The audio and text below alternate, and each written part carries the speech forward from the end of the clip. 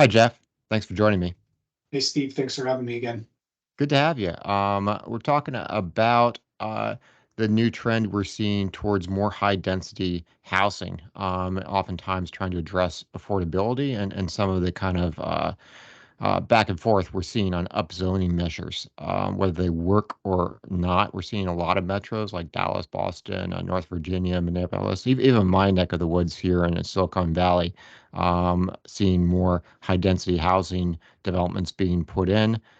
Some experts say that trying to use these to drive affordability, it's kind of unclear if that actually works. It can sometimes price out existing residents with high density developments replacing more affordable units when they're put in.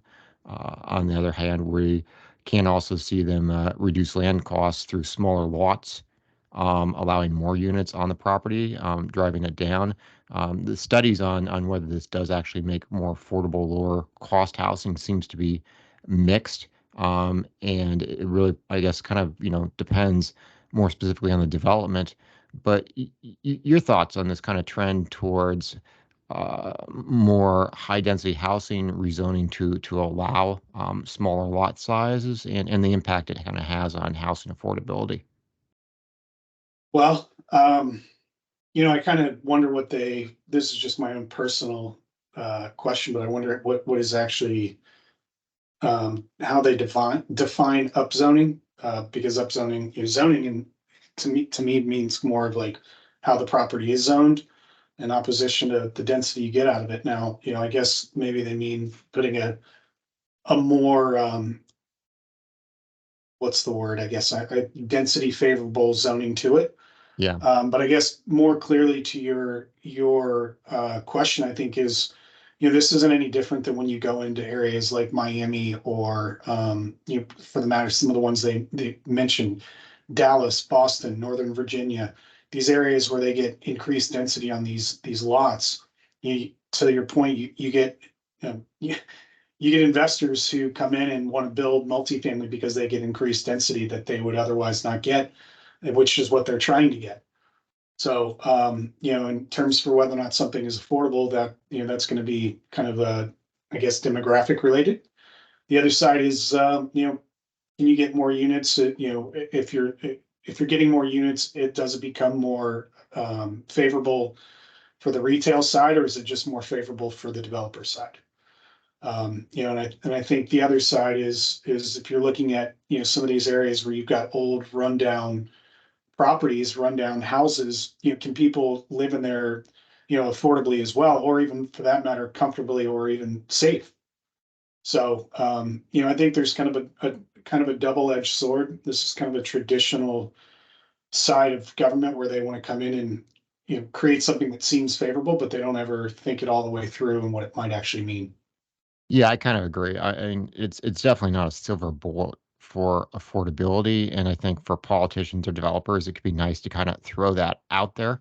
But like you said, there's a lot of variables, and what kind of multi-unit housing are you putting in is a big one.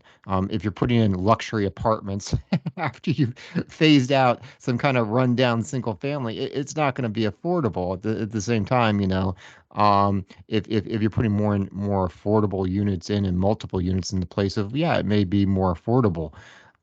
So I think, partly devil's in the details. And the other thing I would say is no matter what you do, it's not going to address things like the wealth gap, Federal Reserve interest rate policy, and all those big macro drivers are much more important. And no little thing you're going to do on kind of the zoning level is Well, going to I mean, overcome I Fed think to your policy. point, like you can't look at the microeconomy and without giving credit to the macro as well. The other side is, how do you actually designate these properties? I mean, you're gonna, to the upzoning, it's not just the zoning that matters, it's the use. It's, what's allowed on the property. It's, are there restrictions? And also to that fact, you want a developer to come in and create these properties. Well, you're probably gonna have to give some grants and some other stuff to make it more affordable to the developer to work as well. Otherwise, they're not gonna do it.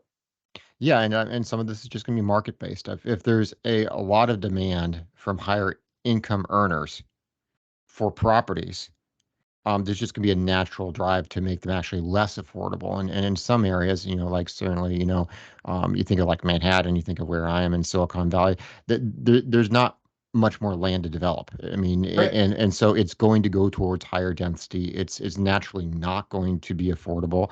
But you can have a completely different dynamic in like, parts of Texas where there's a lot more land to develop. You can put in stuff that's higher density, and it's probably going to be more affordable in a lot of areas.